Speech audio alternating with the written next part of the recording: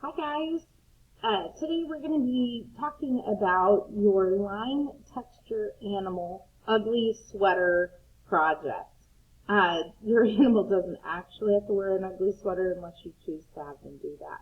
So what I'm going to do is I'm going to kind of go through Schoology with you to show you where your resources are. You are going to be finding a resource called Line Texture Animals. When you open that, you're going to see a bunch of different pictures. So I'm just going to open these and talk with you about them really quickly. So what I did is I found images, lots of different types of animals. You can choose whichever type you want. These are all wearing different kinds of sweaters mainly, and you can tell from the sweaters they're all different designs. You can create one of these simply by redrawing, okay? I always like to break things down into shapes. So let's say I'm going to draw this raccoon. I would start actually with the nose, and then I would build this shape around his nose. I would put his eyes up here, then I would build that shape around his eyes, then I would add the circle of his head, and last his ears, and then 2 lines down for the sweater. So when you build animals, or when you start drawing, if you choose an animal that has very basic shapes to them, it's going to be an easier animal. For instance, on this particular page, I believe that the bear is probably your easiest animal for those of you who struggle with drawing. You're going to create a nose by creating a flat surface and then kind of a rounded, almost down to a triangle kind of a shape. You will add the little eyes, you'll add the little muzzle, and then a big head and little ears on the side. Some of these other animals are a bit more intricate, like the deer for sure. Cats are kind of tricky. Once you get their little noses and their eyes the right shape, you do pretty well. But those are definitely more advanced if you're wanting to have something easy. This shows you a simple bear, and it also gives you a really good look at how the line textures come into play.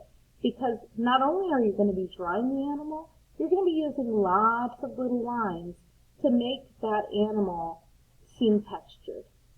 So we're really working on textures right now. Here's an example of that cat. My only critique with this would be that I would love to see this sweater come all the way down to the bottom, but this is a project that's going to take you a little while. It's not something you should be rushing through.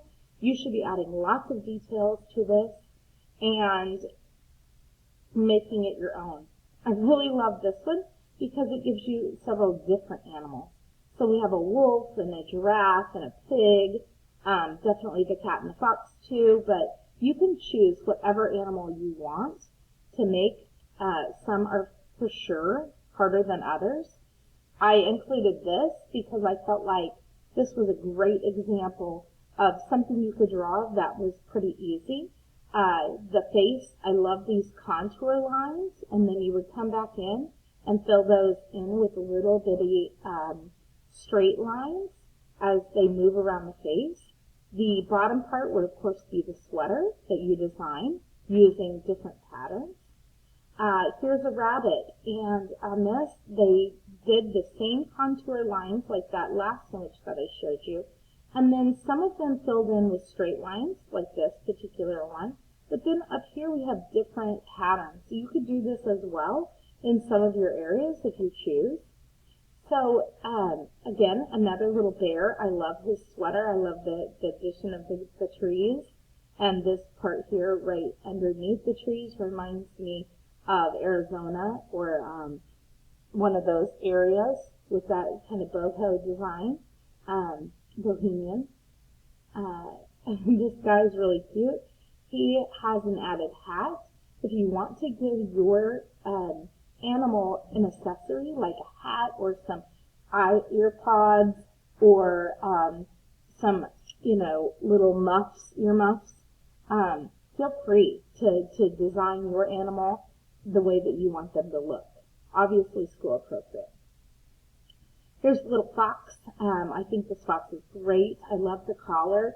I wish there were more patterns in this sweater. But again, great texture on this fox and totally adorable. Here is a more, sorry, I'm at school. It's 9 o'clock now. That's the beginning of the day bell. This little fox is much more simple. So if you need an outline like this to get started, go for it. Try to recreate this particular one. That's why I'm giving you all of these images. You should be able to find something that inspires you, that makes you want to try. You would need to sketch these out first on scrap paper and then get started. I think they're adorable and they're perfect for this cold time of year in their cozy little sweaters. So I hope you enjoy. Remember, reach out to me if you have any questions, and I will be checking my email all the time. We can do a Google Meet with a small group if we need to. If you need extra help, I'm here for you. Okay? Bye, guys.